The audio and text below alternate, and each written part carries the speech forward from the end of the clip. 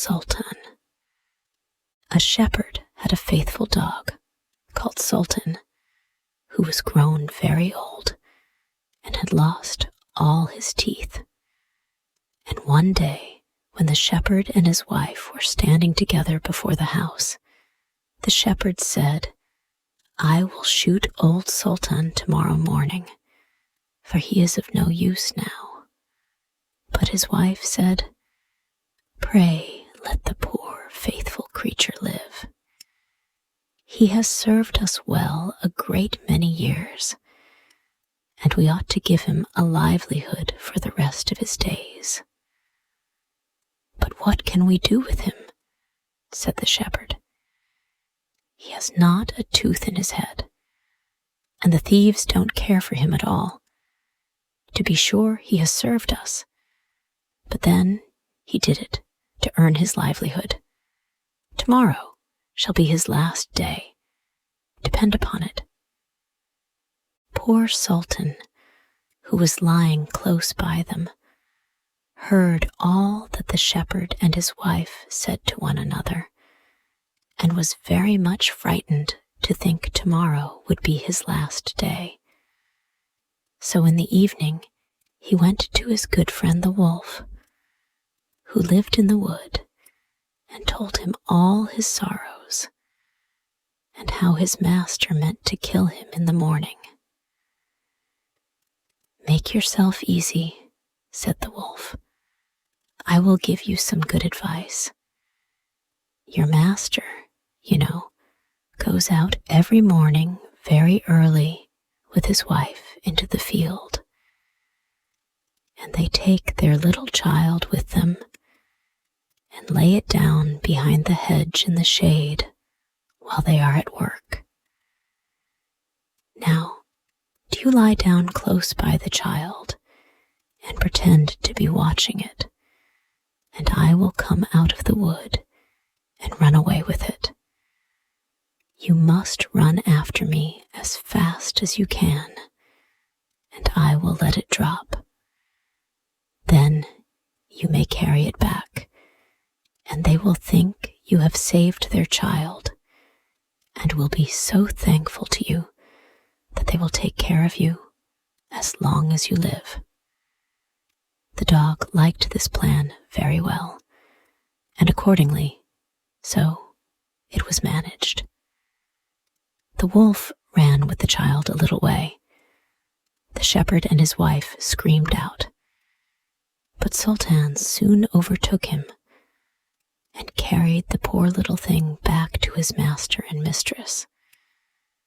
Then the shepherd patted him on the head and said, "Old Sultan has saved our child from the wolf, and therefore he shall live and be well taken care of and have plenty to eat.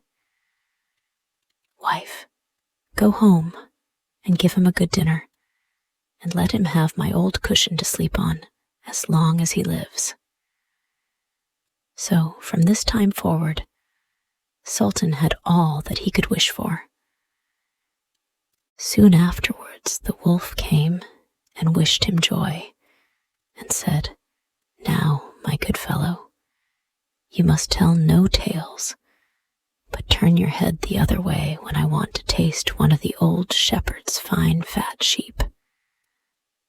"No," said the Sultan, "I will be true to my master."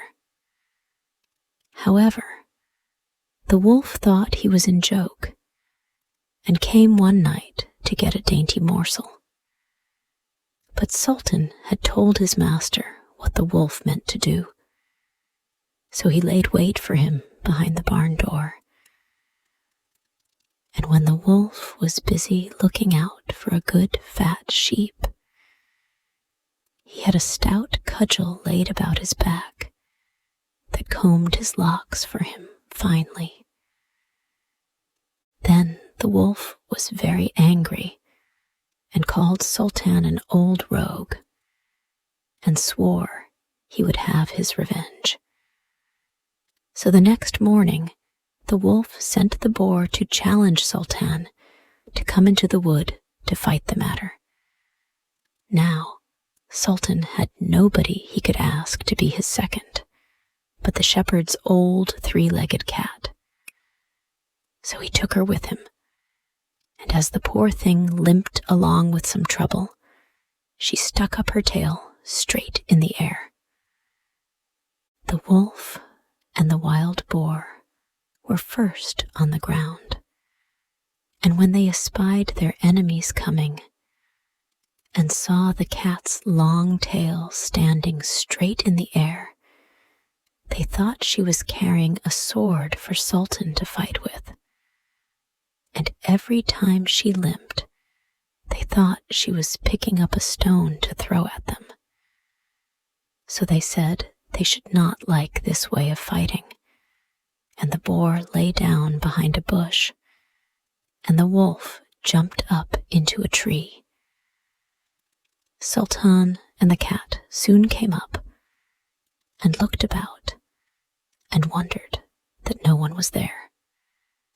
The boar, however, had not quite hidden himself, for his ears stuck out of the bush.